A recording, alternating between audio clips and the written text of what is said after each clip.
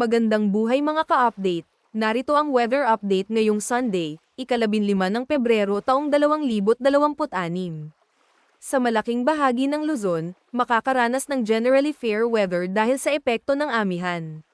May mga pagkakataon ng light rain sa eastern section tulad ng Bicol Region at ilang bahagi ng Quezon dahil sa easterlies.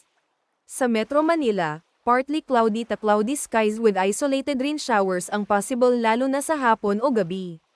Sa Visayas, especially sa Eastern Visayas, posible ang mga kalat-kalat na pag-ulan bunsod ng easterlies. May mga sandaling moderate rains lalo na sa coastal at eastern areas. Sa Western Visayas, mas magiging maaliwalas pero may chance pa rin ng isolated thunderstorms sa hapon. Sa Mindanao, mas mataas ang tsansa ng localized thunderstorms, lalo na sa eastern at southern portions.